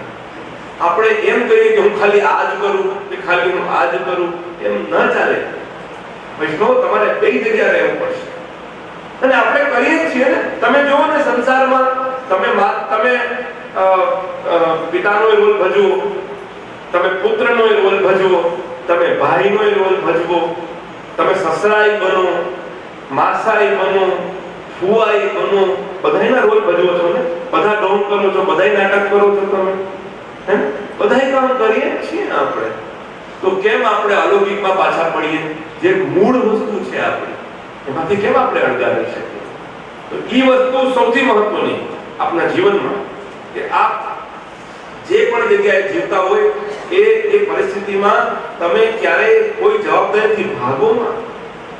તમારું લૌકિક કામ એ લૌકિક દ્રષ્ટિએ થયા કરશે, અલૌકિક યાત્રા એ તમારી પર્સનલ છે. પણ એમાં ખાલી એટલી જ વસ્તુ મહત્વની છે કે ઠાકોરજી પ્રત્યે તમારો અનુરાગ અને તમારું મમત્વ કેટલું છે એ બહુ મહત્વનું છે. તો આપ આ રીતે પુષ્ટિ માર્ગમાં વધુ આગળ બળવત્તર ખ્યાલ રાખો, તો જ આ પુષ્ટિ માર્ગમાં આવવું એ જ આપણી ફલિતાર્થતા છે. આજના આ યુગમાં આમ જોવા જઈએ તો આ બધી જ વસ્તુઓના પાછળ સંગ બહુ મોટી વાત છે. વ્યક્તિ સંગથી આ બધી વસ્તુનું નિર્માણ થતું હોય છે. તમારા આજુબાજુ બેઠેલા વ્યક્તિઓ કેવા છે ને એના ઉપર નક્કી થાય કે તમે કયા માર્ગ તરફ જાશો. સંગ ને કુસંગ અને બરાબર સમજી લેજો જીવનમાં. જો દુસંગ કર્યો તો તમે નરકાગામી થશો, અને સત્સંગ કર્યો તો પછી નિશ્ચિત તમે નિકુંજમાં જશો. હવે સત્સંગ દુસંગ ખબર કેમ પડે? કયા જીવ, કોણ જીવ કેવો છે એ ખબર કેમ પડે આપણને કે આ સત્સંગી જીવડો છે કે દુસંગી? એનું આપણે અનુમાન કેમ લગાડવું? એનો થર્મોમીટર શું? એનું માપદંડ શું? ખબર કેમ પડે કોઈ વ્યક્તિ આજે ઉત્તમ છે કે કનિષ્ઠ છે? તો હું તમને એક નાની એવી વ્યાખ્યા સમજાવું. જે બરાબર સમજી લે, આ જીવનમાં ઉતારી દેજો, તમને ખબર પડી જાય કોના જોડે તમારે બેસવું, કોના જોડે તમારે ના બેસવું. સૌથી પહેલી શરત, કોઈ પણ એવા વૈષ્ણવનો સંગ કરો કે જેનાથી તમારો ભાવ ઘટે નહીં. પહેલી વાત. કેવી રીતે ભાવ ઘટે? ઈ તમને બધાઈને દોષ ન બતાવ્યા કરે. સમજે છે વાત? એવા વૈષ્ણવના બાજુમાં જઈને બેસો કે જે તમને આખો દી એમ ન કીધા કરે કે ઓલા પરજાદી આમ કરે છે, ઓલા બાવાશ્રી આમ કરે છે, ઓલા કીર્તનિયાઓ આમ કરે છે, ઓલા કાર્યકર્તાઓ આમ કરે છે, ઓલા બહેન આમ કરે છે, ફલાણા લોકો આમ કરે છે. જે આખો દી આમની આમ આમની આમ એ જ કર્યા કરતા હોય એ દુષ્મન. એના પાસે બેસીને તમને કઈ લાભ નહીં થાય. હા, તમારો નોલેજ વધશે સંસારમાં, તમને ખબર પડશે કોણ હારો કોણ નબળો, બધાને લખણ તમને ખબર પડી જાય છે, બરાબર? પણ એનાથી તમારો આધ્યાત્મિક વિકાસ થાય નહીં, બરાબર? પહેલી વાત, તમને બહુ પંચાયતનો શોખ હોય તો ખૂબ કરો, પણ જો તમને એ પંચાયતનો શોખ હોય તો વાત જુદી છે, તો તમને હું રોકીશ નહીં, એ તમારી પોતાની ઈચ્છાની વાત છે. પણ જો તમને એમ થાય કે તમે અત્યારે એવો ટ્રેન્ડ ચાલ્યો છે કે આપણે બધા લોકો, આ સમાજમાં અત્યારે એવું છે કે બધા લોકોને પુષ્ટિ માર્ગમાં આ ખોટું ચાલે છે, પુષ્ટિ માર્ગમાં આ ખોટું છે, પુષ્ટિ માર્ગમાં ફલાણું ખોટું છે. અરે પણ તારા ઘરમાં જો કેટલું ખોટું થાય છે. આપનો દોષ વિચાર સખી, બરાબર? પેલા પોતે તો વિચાર કરો કે શું આપણે 100% સાચા છીએ? આપણું આચરણ 100% સાચું છે? આપણે લાયક છીએ કે આપણે કોઈને કહી શકીએ કે તું ખોટો છો? તમે 100% પેલા સાચા છો તો તમે કોઈને કહો કે આ ખોટું છે. આપણે સાચા છીએ પેલા? ના, પણ સમાજને સલાહ દેવા આપણે નીકળી પડી છે. બધાને સલાહ દેવાની આપણા પાસે તૈયારીઓ છે કે અહીંયા આ વસ્તુ ખોટી ચાલે, અહીંયા પુષ્ટિ માર્ગમાં આમ ન હોવું જોઈએ, પુષ્ટિ માર્ગમાં ફલાણું હોવું જોઈએ, આ હોવું જોઈએ. હા, જે ખોટી વસ્તુ ચાલી રહી છે એનો ફેરફાર કરો, જરા એના અંદર ચેન્જીસ લાવો, જેથી આપણે છોકરાઓ આગળ આવે. પણ એનાથી આપણે બધાને ચીતરિયા કરીએ કે આ લોકો આવું કરે, આ લોકો તેવું કરે, ના. અને હું તમને એક વાત કહું કે આથી એક બે પેઢી પહેલા કદાચ પાઠશાળાઓ ઓછી હતી તો શું એ લોકોએ પ્રચાર પ્રસાર નહોતો કર્યો? અને ખૂબ કર્યો. પ્રચાર પ્રસાર કર્યો એટલે તો આપણે બધા વૈષ્ણવ છીએ. જે વસ્તુ નહોતી થઈ તો એને આપણે હવે ચાલુ કરી. એનો મતલબ એવું નહોતું કે આપણા પૂર્વજો કે તમારા પૂર્વજો વૈષ્ણવો એ લોકોને પુષ્ટિમાર્ગની જાગૃતિ નહોતી. એ લોકોએ પુષ્ટિમાર્ગ માટે બહુ કામ કર્યું છે ભાઈ. એ કામ કર્યું છે, એ દેખાય છે કે જો આટલા લોકોના ઘરે સેવા બિરાજે, આટલા લોકો બ્રહ્મસંબંધી છે, આટલા લોકો મર્યાદિત થયા, આટલા લોકો કીર્તનિયાઓ થયા, એમને થઈ ગયા. આ એ સમયના બાળકોએ કેટલો શ્રમ લીધો છે, એ સમયના વૈષ્ણવ કેટલા દોડ્યા છે, ત્યારે જઈને થયું છે. પણ જે વસ્તુ ન કરી શક્યા એ પણ સ્વીકાર કરવી જોઈએ કે આ વસ્તુ ખરેખર આપણે વચ્ચેના ગાળામાં ન કરી શક્યા તો હવે ચાલુ કરીએ. જે ખોટી રીત આપણા અંદર ઘૂસી ગઈ હોય તો એને આપણે કાઢીએ, એ બરાબર વાત છે. પણ આપણે વ્યક્તિગત આરોપ નાખીએ કે ઓલો આવો, ઓલી આવી, બસ આમાંથી તમે બચો. આ પહેલું સત્સંગ તમારું, સૌથી પહેલું સત્સંગ તમારું આ કે તમે સત્સંગી જીવ એવા ગોતો કે જે તમારો ભાવ ઘટાડે. હવે તમને એક જ વાત કહું, કોઈ વૈષ્ણવના બાજુ બેસી તમને અહીં મારા ગુણગાન કર્યા કરે કે બાવાશ્રીમાં આવું છે, બાવામાં આ તકલીફ છે, બાવા આવું કરે છે, તેવું કરે છે, એનાથી તમને શું લાભ? તમારો ભાવ ઘટ્યો નહીં કે વધ્યો? સ્વાભાવિક ઘટ્યો તમારો. તમને લૌકિક બુદ્ધિ આવવા નથી. અત્યારે તમારી બુદ્ધિ અલૌકિક હતી. તમને એવો ભાવ હતો કે આ વૈષ્ણવના બાજુમાં બેસીશ તો મને કંઈક જ્ઞાન મળશે, એમના પાસે અલગ આનંદ મળે છે, આ જેના પાસે બેસશું તો કંઈક અમને નવું જાણવા મળશે, પુષ્ટિ માર્ગમાં અમે આગળ વધશું. હવે તમને આખો દિવસ નબળી વાતો કર્યા કરે, તમે કંટાળો. ધીમે ધીમે તમને જે થોડોક પણ ભાવ આવ્યો હોય ને એ પાછું જતો રહે. એટલે મૂળ વાત, એનો મતલબ એવો નહીં કે કોઈ ખોટું કરતા હોય તો એને કરવા દેવાના. ના, હું એમ કહેવા માંગુ છું કે ઈ ખોટું કરવાની જવાબદારી તમે એકલા કેમ ઉપાડો છો? ઈ વ્યક્તિનું પોતાનું સ્વાતંત્ર્ય છે. હું ખોટું કરી રહ્યો છું, ઈ ફળ તમને નહીં મળે, ઈ મને જ મળશે. તમે પાપ કરો છો તો ઈ મારે ભોગવવાના નથી, ઈ તમારે ભોગવવાના રહેશે. તો તમે ઈ ભેજામારીમાં ઉતરવા કરતા સત્સંગી લોકો ગોતો. સત્સંગી લોકો એવા હશે કે એ તમને સારી વસ્તુ, એ સકારાત્મક વસ્તુઓ કહેશે, એ તમને એવી વાતો કરશે કે જેનાથી તમારું ભાવમાં વર્ધન થાય, તમારી ભાવની વૃદ્ધિ થાય, એ તમને નબળી જગ્યાએ નહીં લઈ જાય, એ તમને સારી જગ્યાએ બતાવશે. મહેલમાં ફરવા જઈએ તો જ્યારે કોઈ મહેલમાં ગટર તો હોય ને, પણ આપણે ગટર જોવા જઈએ કે સોફે ઉપર બેસીએ, આપણે સારી જગ્યાએ ગોતીએ, ત્યાં જઈને બેસીએ. બધાય મહેલમાં ગટર તો હોય જ, ગમે એવો મહેલ હોય ને. અંબાણીએ આવું બનાવ્યું તો એમાં ગટર નહીં રાખી હોય, એને શિવર લાઈન નહીં રાખી હોય, હે એ બધું જ હશે એના અંદર. પણ તો તમે ત્યાં જઈને કહો બોલો આવું બનાવ્યું હોય, અને પણ ઈ જોવા શું કામ તમે જાઓ છો? ત્યાંથી દૂર રહો. સારી વસ્તુ છે એનું સામે કરો, ત્યાં જઈને બેસો તો તમને અનુભવ થાય. એટલે સત્સંગના અંદર પહેલી વસ્તુ આ કે એવા વ્યક્તિ સાથે બેસો કે જે તમને ભાવ ઘટાડે. બીજી સૌથી મહત્વની વાત કે સત્સંગી વ્યક્તિ સાચો સત્સંગી છે એ ખબર કેમ પડે? અત્યારે આપણા સમાજના અંદર બહુ ઘણા બધા ભાવલા લોકો છે. હવે એ ભાવલા લોકો એવાય આપણે કેટલાય જોયા કે હા બેનને તો ઠાકોરજી સાક્ષાત છે, કે ફલાણા ભાઈને તો ઠાકોરજી સાક્ષાત છે, એ તો ઠાકોરજી જોડે વાતો કરે. પરંતુ એ વાતો કરે તને સંભળાવે? તું કોણ એવો મોટો ભગવતી છો કે આવી વાતો તને સંભળાવે? ઘણી જગ્યાએ જાય તો મુખ્યશ્રીઓ કે કોઈ એવા ભગવતીઓ તો એ લોકો ઠાકોર જોડે વાતો કરે. હા લાલન તારે શું જોઈએ છે? હા લાલન તારે શું જોઈએ છે? જો આપણને ખબર કેમ પડે કે આ સાચા છે કે ઢોંગી છે? મારી વાત સમજો બરાબર હો, બહુ બારીકાઈ સમજો. તમને ખબર કેમ પડશે કે આ ઢોંગી છે કે સાચો છે? ઘણી વાર સાચા હોય, આપણને શું ખબર? આપણે કેમ જાણીએ? ખરેખર પ્રભુના અનુભવ હોય તો બને, પણ આપણને ખબર કેમ પડે કે આ સાચું છે ખોટું? તમે તમારી જાતને પહેલા જુઓ કે તમે ઈ વાતો સાંભળવાના લાયક છો. તમને છે મારી વાત? બહુ બુદ્ધિની વાત કહું છું, બારીકાઈની વાત કહું છું, જે તૈયાર રાખજો, કેમ કે આ બહુ સૂક્ષ્મ વાત તમને હું કહું છું. પહેલા આપણે પોતે જોઈએ, પરિસામું જોઈએ અને પોતે વિચાર કરીએ. આપણને જો કોઈને ખબર ન હોય એવા પાપ આપણે કરેલા છે, આપણને ખબર છે બરાબર. એ હું હોય કે તમે હોય, જેટલા બેઠા છીએ આપણે બધાય, અને ઘણા એવા પાપ છે કે આપણે હજુ સુધી કોઈ નથી કર્યા. સાચી વાત બરાબર? કર્યા છે ને? કર્યા છે કે કોણ? હું પાપ પૂછતો નથી, હા તો પણ સાચી બને હોય. કદાચ એવા પાપો ત્યાં કેટલા આપણાથી કે જે પાપ કોઈને કહેવાય એવા નથી બરાબર, અને આપણે કોઈને કીધાય નથી, આપણે બચાવી ગયા છીએ. તો તમે વિચારો કે આપણને આપણી પૂરી ખબર છે કે આપણે ખરેખર છીએ કેવા. આપણે જેવા છીએ ઈ લાયકાત ધરાવી છે કે કોઈ ભગવદી વૈષ્ણવ આપણા સામે ઠાકોરજી સાથે વાત કરતો હોય? જો આપણને લાગે કે હા મારા અંદર કંઈક તો હશે, એમ કે હું એવા તો પાપ નથી કરતો, કંઈક મારા અંદર હશે એવું તમને અંદરથી પ્રતીત થાય, તો માનો કે આ ખરેખર ભગવદી હશે અને એ તમને આ વાતો સંભળાવીને તમને એ તરફ લઈ જઈ રહ્યો છે. બરાબર? સમજો મારી વાત.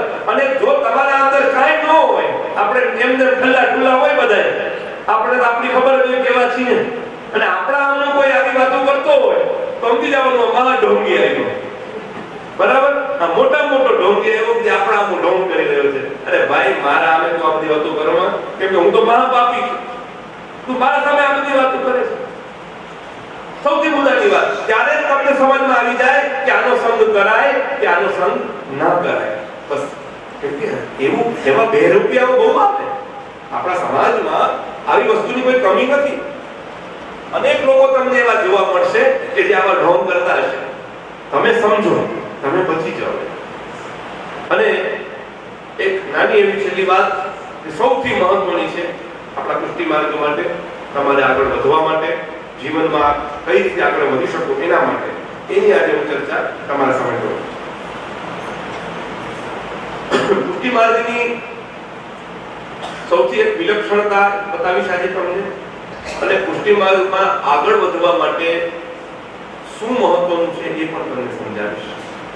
સૌથી વિલક્ષણતા પુષ્ટિ માર્ગની એ છે કે મહાપ્રભુજીએ જે આ પુષ્ટિ માર્ગ સ્થાપ્યો ને, તો એ પુષ્ટિ માર્ગમાં કોઈ પણ વર્ણાશ્રમ ધર્મની વ્યવસ્થા ને પૂરેપૂરી નિભાવીને પણ કોઈ સાથે આભડછેદ નથી કરી.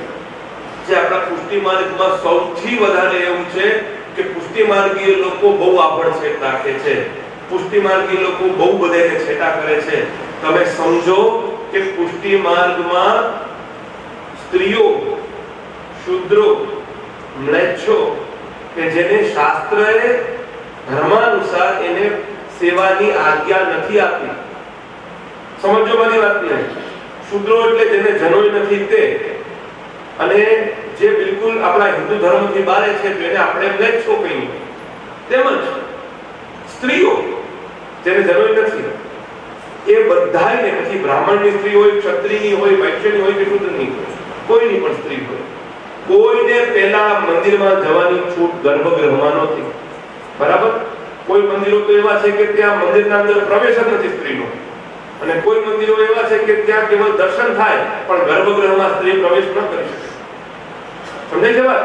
શ્રી મહાપ્રભુજીએ વેદની મર્યાદાનું પાલન કરીને, જો વેદની મર્યાદાનું ઉલ્લંઘન ન કર્યું મહાપ્રભુજીએ. સ્થાપકો વેદ પારગ મહાપ્રભુજીનું નામ છે કે મહાપ્રભુજીએ વેદની આજ્ઞાનું કે ઉલ્લંઘન નથી કર્યું. મહાપ્રભુજીએ વચ્ચેનો રસ્તો કાઢ્યો. કેવો રસ્તો? તો કે મંત્ર રહિત સેવા. જો ભગવાનની સેવામાં મંત્ર બોલવા પડે તો મંત્ર તો જનોય હોય તો બોલી શકાય, બાકી મંત્રનો અધિકાર આપણને નથી. દીક્ષા હોય, ઉપનયન સંસ્કાર થયો હોય તો મંત્ર હું બોલી શકું. જેને દૈવ્યોપવિત નથી તેવો મંત્ર ના બોલી શકે. તો મહાપ્રભુજીએ એવો વિચાર કર્યો કે જો દેવી જીવ તો સ્ત્રીમાંય છે, શૂદ્રોમાંય છે, બધી જ જગ્યાએ છે, તો આ લોકોનો મારે ઉદ્ધાર કેમ કરવો? તો મહાપ્રભુજીએ મંત્ર રહિત સેવાનો પ્રકાર ચાલુ કર્યો, જેમાં મંત્ર નહીં, જેમાં આવાહન વિસર્જન નથી, જેમાં કેવળ સ્વરૂપ સ્થાપના પ્રકાર, સ્વરૂપનો આવિર્ભાવ એ મૂર્તિના અંદર થઈ જાય, પછી એ સાક્ષાત ધનરાજ કુમાર થાય, પછી એની સેવા યશોદાજીની જેમ, બ્રજાંગનાઓની જેમ એ સેવા કરી શકાય છે. તો ત્યાં કોઈ મંત્ર બોલવા પડતા નથી, એટલે વેદની મર્યાદા નહીં, અને બધા સેવા કરી શકે. કોઈ માટે એવું નહીં કે આ વર્ણવાળો કરે કે બ્રાહ્મણ જ કરે કે આ જ કરે. અરે મુસલમાનો સુધી ઠાકોરજીના સેવકો થયા. આપણે ત્યાં રસખાનજી છે, આપણે ત્યાં તાજવીદી છે, પીરજાદી છે. પીરજાદીની વાતો તો કેવી સુંદર છે કે ઠાકોરજીને બ્રહ્મસમન પેલા પ્રભુ અનુભવ કરાવી દીધો. વિચાર કરો કેવી ઉત્તમ જીવ હશે કે બ્રહ્મસમન પેલા એ જીવને ઠાકોરની કૃપા કરી દીધી એના ઉપર. પણ કોઈ બ્રહ્મસમન દેવાની આગે એટલા માટે કરી કે દૃઢતા માટે. તારી ભક્તિ દૃઢ ક્યારે થશે? તો કોઈ જગ્યાએ આબળછેટ નથી પુષ્ટિ માર્ગ. પુષ્ટિ માર્ગ એ બહુ જ આમ જોવા જાવ તો ખુલ્લા મનનો માર્ગ છે. બધા અવતાર્ય છે, અહીંયા બધાને સ્વીકાર્ય છે, કોઈ માટે એવું નથી. વર્ણાશ્રમ ધર્મની વ્યવસ્થા શાસ્ત્રએ આપી છે, એને આપણે બખૂબી પાલવી જોઈએ, જે આપણાથી બની આવે. પણ સેવાના અંદર મોટા મોટો આપણને ગૌરવ હોવો જોઈએ કે મહાપ્રભુજીનો, આપણો વલ્લભાચાર્યનો સંપ્રદાય જે કેવો છે કે જેના અંદર સ્ત્રીઓ પણ સેવા કરી શકે, શૂદ્રો પણ સેવા કરી શકે, બધા પરિવારના સાથે મળીને ઠાકોરજીની સેવા કરી શકે, એવો સુગમ માર્ગ કે મહાપ્રભુજી આપણને આપ્યો છે. એનો આપણને ગૌરવ હોવો જોઈએ, સૌથી મોટી વાત. અને આ સેવામાં તમે લોકો આગળ ત્યારે જ વધી શકો. ક્યારે વધી શકશો? જ્યારે આપણા અંદર દીનતા આવશે. આ સૌથી મહત્વની વાત તમને હું કહી દઉં. દૈન્યમ તત્વો સાધન. સૌથી ઉત્તમતા વ્યક્તિની એ કે જ્યારે ભક્તિમાં દીનતા આવે. અને આજના પરિપ્રેક્ષ્યમાં જો આપણે આપણું મૂલ્યાંકન કરીએ ને તો અહંકાર પ્રબળ માત્રામાં છે. શાસ્ત્રએ અહંકારને અહંકાર સર્વદોષસ્ય જનની, અહંકાર બધા દોષની માતા છે. બરાબર? શાસ્ત્રો એમ કહ્યું કે અહંકાર છે ને એ બધાય દોષની માતા છે. માતા હોય તો બીજા પુત્ર પુત્રીઓ જન્મે ને, એટલે મૂળ વસ્તુને કાપી નાખી તો અહંકાર ન હોય તો તમને લાગે કે પાછા દોષ કેમ આવી જાય છે? મૂળ સ્ત્રોત અહંકાર છે, પણ આપણે એને સમજતા નથી. રોજ જાણીએ, રોજ સમજીએ, પણ છતાંય અહંકાર મુકાતો નથી. મહાભારતમાં ભગવાને દુર્યોધનને કહ્યું, દુર્યોધને ભગવાનને કહ્યું કે જાનામિ ધર્મ ન ચમેવ પ્રવૃત્ત, જાનામિ અધર્મ ન ચમેવ નિવૃત્ત. હે કૃષ્ણ, હું ધર્મ જાણું છું પણ પ્રવૃત્ત થઈ શકતો નથી. અને અધર્મે જાણું છું પણ નિવૃત્ત થઈ શકતો નથી. આજે આપણે બધા દુર્યોધનની શ્રેણીમાં છીએ. આપણને ખબર છે ધર્મ શું છે, પણ આપણે પ્રવૃત્ત થઈ શકતા નથી. આપણને ખબર છે કે અધર્મ શું છે, પણ છતાંય મૂકી શકતા નથી. ચોક્કસ જાણીએ છીએ આપણે કે આ વસ્તુ ખોટી છે, છતાંય આપણે મૂકતા નથી. અને ચોક્કસ જાણીએ છીએ કે સાચી વસ્તુ તો આ જ છે, પણ તો એના વળગતા નથી, એમાં આગળ વધતા નથી. આપણે આ સ્વભાવગત દુષ્ટતા છે આપણે. અને અહંકાર વ્યક્તિને અંદરથી ખાઈ જાય છે. તમે જેટલા અહંકારી લોકો જો, અને હું તો આજ તમને હવે 2 દિવસ તમે શું કર્યું મને નથી ખબર. તમને મેં ઘણું બધું કહ્યું હતું, ઘણા બધા ઉપદેશો આપ્યા હતા કે મૂંગા રહેજો, ભેજામારી કરતા નહીં, શાંત રહેજો, એવું ન બોલતા કે જેનાથી કોઈ દુખી થઈ જાય. એવું તમે નભાયું કોઈ? સાચું કહેજો, કોઈનું નભાયું ને? હા તો પાડો કે 2 જણ તો એવા નીકળે કે જેને હા ભાઈ જેને 2 દિવસ તો અમે કોઈ લાગી નથી દુભાઈ. હવે આગળની ખબર નથી, પણ આ 2 દી તો અમે ફૂલ કંટ્રોલ રાખ્યો હતો. જે તમારા આમ કહેવાય કે આમ આંગ જે બુદ્ધિ આ તો હમણાં બોલી જવાનું, પણ કોઈ ના જે ના પાડી મૂળ નહીં. 2 દિવસ તો કંઈ કર્યું હશે તમે, 2 દિવસ તો તમને કંઈ ફળ મળ્યું હશે, તમને ચોક્કસ તમને અલગ શાંતિ મળી હશે. અહંકારથી એવું નથી કે ખાલી બીજા લોકો દુઃખી થાય. ઘણી વાત છે ને આપણને એવું થતું હોય કે ભાઈ આજે મારા ઘરમાં કોઈ એક વ્યક્તિ બહુ અહંકારી છે તો એના કારણે બધાએ દુઃખી છે. સાચી વાત છે, એના ક્રોધના કારણે ઘણાય દુઃખી હોતા છે, પણ સૌથી વધારે દુઃખી પોતે જ હોય. કોઈ કહે નહીં, કોઈને કહી ના શકે, કેમ કે આટલો અહંકાર કર્યા પછી તમે શાંત રહી જ નહીં શકો. તમે જોજો, તમે એકવાર અનુભવ કરો તમારા જીવનમાં કે જ્યારે તમે કોક ઉપર ભયંકર ક્રોધ કર્યો હોય અને કોકને બેહાડી દીધો હોય, તમે બેસી જાય, ખોટી વાત જ નહીં કરતો હોય, નહીં એટલે નહીં કરતા, અને ખરેખર બેસી ગયો, એની બોલતી બંધ થઈ ગઈ, તમે એને મૂંગોઈ કરી દીધો. તમે જોજો, તમે શાંતિ અનુભવ નહીં, તમારા મનમાં ઉચાટ રહેશે. અને નો અનુભવ થયો હોય ને, હવે ક્યારેક બાજજો ત્યારે જોજો, બરાબર? નો બાજવો તો વધારે સારું, પણ કદાચ અનુભવ કરવો હોય એકવાર ધબધબાટી બોલાવજો, અને પછી તમે શાંતિથી જોજો તમારા મનની સ્થિતિ. તમે કેટલા ઉદ્વિગ્ન હશો. તમને એમ થાય કે આ શું કરવાની જરૂર હતી આટલું બધું, ખાલી એટલા માટે કે હું સાચો હતો એ સાબિત કરવા માટે, મેં કહ્યું એ પરફેક્ટ હતું એ કહેવા માટે ખાલી આટલા તોફાન કરવાની જરૂર હતી. શું આવશ્યકતા છે? હા, કોઈ સમય બાળક તોફાન કરતું હોય, અમુક સમય ક્રોધ જરૂરી હોય, ત્યાં ક્યાંક કરવો પડે, પણ એ આખો દી ન હોય. અમુક માણસને તમે જુઓ ને એ આખો દી આમ ગમે ત્યારે ક્રોધ જ ક્રોધ હોય મગજમાં, આમ જરાક કઈ કેવું એટલે ઉછળે, રીંગની જેમ ઉછળે, એના સહન જ ન થાય કોઈ વાત. સહન ન થાય એ પ્રકારની મૂળતા છે. આટલું કેમ આપણે સહન ન કરી શકીએ અને મૌન કેમ ન રહી શકીએ? એમાં પ્રયત્ન તો કરો. અને અહંકાર કરશો ને એટલે દુઃખ જ પામશો. અને એમાં આપણે બધા છીએ, બરાબર? હું આવી જાઉં, તમે આવી જાઓ, ને જગતના બધા વ્યક્તિઓ આવી જાય, બધા દુઃખી. અહંકાર હોય મનમાં તો જમાઈ થઈને ક્યાંક ગયા હોય અને ત્યાં જઈને તમને કોઈ ઊભું ન થાય, પાણી ન આપે, એટલે કેવી ડાબલી છટકે, મગજ કેવો છટકે આપે. હવે કઈ તારા હું તારા બાપાના ઘરે જિંદગીમાં આવીશ ને, કઈ દે હું કોઈ દી નહીં આવું, એવો મગજ છટકે. સમજો વાતને. જો તમે કેઝ્યુઅલ હશો, તમે નોર્મલ હશો, તમને કશો ફરક નહીં પડતો હોય. સન્માન કરે કોઈ ભલે, ન કરે કોઈ ભલે, શું ફરક પડે છે? સન્માન લાયક વ્યક્તિનું સન્માન થઈ જ જાય. કોઈ વ્યક્તિ જ્ઞાની હોય ને, વિદ્વાન સર્વત્ર પૂજે. કોઈ વ્યક્તિ જ્ઞાની છે, કોઈ વ્યક્તિના અંદર સામર્થ્ય છે, સમજદારી છે, તો લોકો એને પૂજશે. પૂજાવાની કોશિશ ના કરો. ધરાર પૂજાઓમાં કે મને આટલું માન તો મળવું જ જોઈએ. માન તમને તમારા વ્યક્તિત્વથી મળશે. તમારા વાણી વર્તન વ્યવહારથી મળશે. તમે કોકને ધરાર ન કહો કે મારું આટલું માન જાળવવું જોઈએ. તમે એવા માની બનો પોતે કે લોકો તમારું માન જાળવે. એને સ્વયં એમ થાય કે આ વ્યક્તિનું માન મારે જાળવવું જોઈએ, આ વ્યક્તિ સાધારણ નથી. એવું તમારું વ્યક્તિત્વ બનવું જોઈએ. એના કરતા આપણે ઉલટું કરીએ છીએ. આપણામાં એ લાયકાત હોય કે ન હોય તો એમ નહીં, મારા આમે એમ તો ન જ કરવું જોઈએ. આવી રીતે તો બોલાતું જ નથી ને એનાથી, આવું વર્તન તો કરાતું જ નથી ને, એમ પ્રકારનું એને આવી જાય મનમાં. પણ તમે વિચાર કરો કે દુઃખી કેટલા થાશું આપણે આમાં.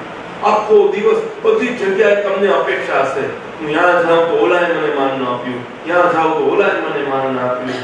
પછી તો આપણે કોઈ સમય એવો આવી જાય કે આપણે અહીંયા આવીએ તો જે તમારા સામું ન જોયું, હવે તમારે જવું જ નથી. મેં તો કેટલી સેવા કરી, જે સામું ન જોયું. ત્યાં દુઃખ થાય, 10 જગ્યાએ દુઃખ થાય. તો હું એમ કહું છું કે છતાંય જીવ ચાલો દુઃખ થઈ જાય, પણ સમજો કે આનાથી કોઈ ફાયદો નથી. આપણે હાથે કરી આપણું નુકસાન કરીએ છીએ. હું એવું વાત તમને કહેવા માંગુ છું કે અહંકાર કરવાથી કોઈ પ્રકારનો લાભ તમને જીવનમાં પ્રાપ્ત નહીં થાય. તો શું કરવું? તો કે દીનતા. વૈષ્ણવનું મોટા મોટું કર્તવ્ય છે કે દીનતા. ત્યારે અહંકાર કેવો હોય ખબર? જરાક કીર્તન આવી જાય તો કીર્તનનો અહંકાર, જરાક મેન સારી હોય તો મેનનો અહંકાર, જરાક શૃંગાર સારા આવડતા હોય તો શૃંગારનો અહંકાર, જરાક મેનેજમેન્ટ સારું આવડતું હોય તો મેનેજમેન્ટનો અહંકાર. હે ને? કાંઈક જરાક તમને આવડે, કાંઈ હાવ ભૂગો હોય, કાંઈ આવડતું ન હોય, રૂપ ભગવાને સારું આપ્યું હોય તો એનો અહંકાર. મારા જેવું દેખાવડું છે બરાબર, પછી એનો અહંકાર. બધી જ પ્રકારના આ પાપોને મનમાં ટૂસીને આપણે ચાલ્યા જાય છે. પણ જ્યારે ઠાકોરજીને એમાં કોઈ ઇન્ટરેસ્ટ જ નથી. લોકો જ્યારે અમે તો મનોરથો કરીએ ને, મનોરથોના અંદર પછી શું કરે કે છાકનો મનોરથ કર્યો, છાકના મનોરથ કર્યા એટલે બધા છાપડી લઈને આવે. હવે બધાને એવો શોખ, અમે જે હાથમાં આપી, અમે જે હાથમાં આપી, એટલે બધા ડોઢા થઈને આમ છાપડી લઈને આવે પેલા. અને જેને કાંઈ કામ ન કર્યું હોય ને એ છાપડી લઈને મોર દોડે, હું છાપડી લઈને પેલા જાઉં. અને મેં એવા ભગવદીઓ જોયા કે જેને ખાલી બેકગ્રાઉન્ડમાં બેઠા બેઠા સુધાર્યું છે, એને કાંઈ નથી કર્યું, એ દેવાય ના આવી, એ કાંઈ ન કરવા આવી, પણ છતાંય મેં જોયું કે એના મનમાં જે પ્રસન્નતા, એના મનમાં જે શાંતિ, અને હું બહુ નિશ્ચિતતાથી કહું છું મારા અનુભવથી કે ઠાકોરજી કૃપા એવા જીવ ઉપર પેલા કરે. તમને લાગે છે કોઈ જોતું નથી, તો પેલો તો જોઈ જાય.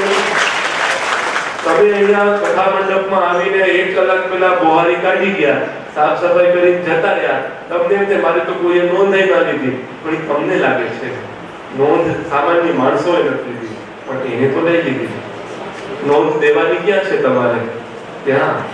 એને એમ થાય કે ના હવે આ જીવ મારો છે, એનો વિશ્વાસ આપણે જીતવાનો છે. એ સંતુષ્ટ આપણા ઉપર થવા જોઈએ કે ના હું તારી સેવાથી સંતૃપ્ત છું. તો તમે જ્યારે કોઈ પણ સેવા કરતા હોય, કદાચ તમને એમ કે સામગ્રીમાં તારે કાંઈ કશું કરવાનું નથી, તારે ખાલી આ સબ્જી સુધારવાની છે, બીજું કશું કરવાનું નથી, લાવ સબ્જી સુધારજો. એ મારા ભાગ્યમાં ક્યાંથી? એ ઠાકોરજી ખૂબ કૃપા કરી કે મને આટલું સુધારવા તો મળ્યું, આવી નાની સેવા તો મને મળી. અને સેવાને જ્યારે નાની મોટીથી બોલવા માંડીને ત્યારે જ આપણી અધોગતિ શરૂ થઈ જાય છે. ત્યારે આપણે એમ માનીએ છીએ કે આ સેવાની અધોગતિ.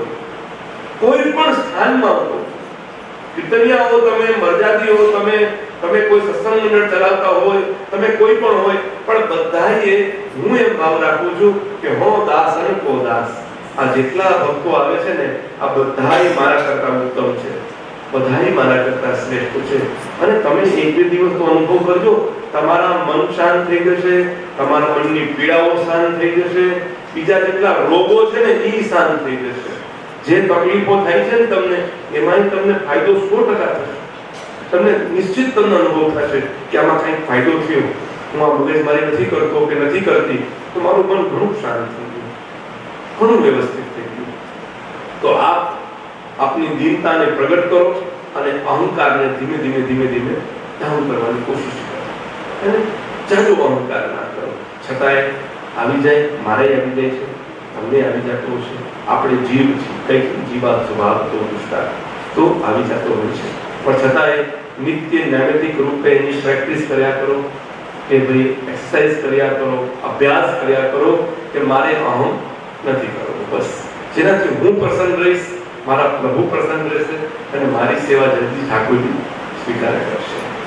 આ 3 દિવસમાં ઠાકોરજીની કૃપાથી ખૂબ સુંદર સુંદર રીતે આપણે પુષ્ટિ માર્ગને સમજવાનો પ્રયાસ કર્યો, જાણ્યો અને ઝીણી ઝીણી બાબતો આપણે જાણી કે ચરણ સ્પર્શ કેમ કરવા, દંડવત કેમ કરવા, બે કંઠી પહેરવાનો ભાવ સમજાવ્યો, માલા કરામણી શું છે એ સમજાવી, સંગ દુસંગ, પ્રેમ આસક્તિ વ્યસન, જીવે કઈ પ્રકારે વિવેક રાખવું, ધૈર્ય રાખવું, આશ્રય રાખવું, આ બધી જ બાબતોના અંદર આપણે ઘણા બધા અંદર સમજવાનો પ્રયાસ કર્યો. જેને જેટલું યાદ રહ્યું એટલું, ન રહ્યું તોય હરી ઈચ્છા, પણ સમય તો વેસ્ટ નથી થયો. આપણો સમય આપણે વાવ્યો છે તો એ ક્યાંય નકામું જશે નહીં. કદાચ તમારી બુદ્ધિમાં રહ્યો કે ન રહ્યો, પણ તોય એમ કહેવાય છે ને કે કથા મંડપ એક એવી જગ્યા છે કે જ્યાં જાગતાય કરે અને સુતાય કરે. બરાબર? આ નાવ ઉપર કોઈ માણસ બેઠો હોય અને ખેવૈયો એને આ પારથી ઓલા પાર લઈ જાય, પછી રસ્તામાં સૂઈ જાય તો એ નાવ તો જવાની જ છે. એવું નથી કે જાગે એને જ ઓલા પાર લઈ જશે. અહીંયા તો સૂતો હોય એ લઈ જાય. હા, પણ ફરક એટલો પડે, જાગતો હોય તો એ બધા નજારા જોતો જોતો જાય, એ બધી વસ્તુ જતી રહેશે. તમને ખાલી પહોંચવાનો લાભ મળશે, પણ જે વચ્ચેનો આનંદ તમે મૂકી દેશો. તો એમ કથામાં શ્રોતાય કરે અને સોતાય કરે, બેય કરે. તો આ નૌકામાં બેસવું નકામું નથી. અત્યારે જે નાવડીમાં આપણે અત્યારે બેઠા છીએ અહીંયા, ઈ નાવડીમાં તમારે મારે બેસવું નકામું નથી. કદાચ કાંઈ યાદ રહ્યું તોય ભલે, ન રહ્યું તોય ભલે, પણ આપણે બે ઘડી જીવ્યા. ઉત્તમમાં ઉત્તમ આ બે ઘડી આપણે ખરેખર જીવ્યા કે જેના અંદર આપણે કઈ ભગવત ચિંતન કર્યું, યથાશક્તિ, યથામતિ, યથા બુદ્ધિ આપણે શ્રી મહાપ્રભુજીના સિદ્ધાંતોને કંઈક જાણવાનો, સમજવાનો આપણે સૌ પ્રયાસ કર્યો. અને વિશેષ કરીને આનંદ એ પણ થયો કે સર્વોત્તમ સેવા સંસ્થાનના તત્વાવધાનમાં જે આ પાઠશાળાઓનું નિર્માણ થયું, એવી જ રીતે અમારી ઈચ્છા છે કે સર્વોત્તમ સેવા સંસ્થાનના તત્વાવધાનમાં સંસ્થાનું નિર્માણ પણ થાય. અને ખાસ કરીને અમારા જે ભાઈઓ છે જેઓ ઉત્સાહી પણ છે, હમણાં એક દિવસ અમે લોકોએ મીટિંગ પણ કરી અને તેઓ ખૂબ ઉત્સાહી પણ છે એવું મને લાગે છે નિશ્ચિત તौરમાં. અને તેઓ આજે કાર્ય પણ કરી જ રહ્યા છે પ્રભુ કૃપાથી. તો એમનું પણ એક સુંદર સંગઠન જલ્દીથી તૈયાર થાય અને જેનાથી પુષ્ટિ માર્ગનો વિકાસ વધુ થાય. અને ખાસ કરીને મને એક વાત કહેવાનું બહુ મન થાય કે આપણા પુષ્ટિ માર્ગ માટે જે ગેરમાન્યતાઓ આપણા સમાજમાં વ્યાપી છે, એને આપણે આ સંસ્થાના માધ્યમથી પુષ્ટિ માર્ગનો વધુ પ્રચાર પ્રસાર કરીએ અને લોકોને જાગૃત બનાવીએ. આપણા જીવો છે બધાય, પણ એ લોકોને પોષણ નથી મળ્યું એટલે એ લોકો બીજે જતા રહ્યા છે. તો એ લોકોને માર્ગમાં પાછા લાવવા માટે આપણે કટિબદ્ધતા લાવીએ, આપણે પ્રયત્ન કરીએ. અને આ તમારી બહુ મોટી ભગીરથ સેવા છે. તો તમે લોકો આ કાર્યમાં સંમિલિત થશો તો આ કાર્ય કોઈ નાનું નથી. જે બહેનો આજે પાઠશાળાનું કામ કરી રહ્યા છે એ બહુ મોટું કાર્ય છે. એવી જ રીતે ભાઈઓને હું જવાબદારી આપું છું કે તેઓ સંસ્થાના માધ્યમથી પુષ્ટિ માર્ગને કેમ આપણે બળવત્તર બનાવી શકીએ અને લોકોના મનમાં જે ભ્રાંતિઓ છે માર્ગ પ્રત્યેની એને આપણે નિર્મૂળ કાઢીએ. અને જે સારી વસ્તુઓ છે કે જેનાથી આપણા સ્વસ્થ સમાજનું નિર્માણ થાય, આપણું વ્યક્તિત્વનું નિર્માણ થાય અને આપણા પુષ્ટિ માર્ગીય વૈષ્ણવો બાકી બધા કરતા અલગ કરી આવે, એ પ્રકારના સંસ્કારનું સિંચન કેવી રીતે થશે તો એના માટે સંગઠન બહુ જરૂરી છે. ગઈકાલે મેં આપને કહ્યું હતું કે કલિયુગના અંદર સંઘની શક્તિ બહુ મોટી હોય છે. તો આપણા અંદર સંઘની બહુ મોટી કમી છે. આપણે અલગ અલગ વહેંચાયેલા છીએ. એ જ આપણી મોટી નબળાઈ અને આપણી ઓળખ છે. અને એને આપણે, હું એમ માનું છું કે આ 3 દિવસના શિબિરના માધ્યમથી, અને મારો મનોરથ છે કે આપણે વાળાઓ ન ખેંચીએ અને આપણે પુષ્ટિ માર્ગ પ્રત્યે કટિબદ્ધતા લાવી અને જન જન સુધી આપણે પહોંચાડીએ કે મહાપ્રભુજીએ 550 વર્ષ પહેલા કેવડો શ્રમ લઈને આ મહાપ્રભુજીએ પુષ્ટિ માર્ગનો પ્રચાર પ્રસાર કર્યો, એની સ્થાપના કરી, તો એનું આપણે ઋણ છે. આ દાયિત્વ ખાલી મારું એકનું નથી, તમારું છે. આપણે સૌ શ્રી મહાપ્રભુજીના ઋણી છીએ.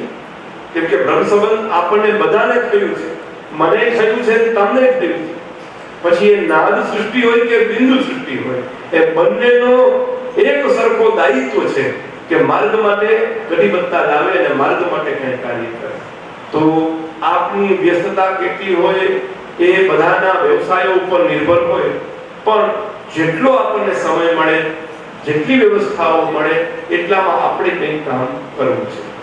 તો એના માટે અભિની સાથે ચર્ચાઓ તો અમે કરી જ ચૂક્યા છીએ અને બહુ શીઘ્ર ભગવત કૃપાથી લાલપુરના અંદર સર્વોત્તમ સેવા સંસ્થાનની એક વ્યવસ્થિત કમિટીનું નિર્માણ બહુ જલ્દી થઈ જશે અને શક્ય હશે તો લગભગ રશિયાના દિવસોમાં જ કંઈક કરશું, ઠાકોરજીની કૃપા હશે તો.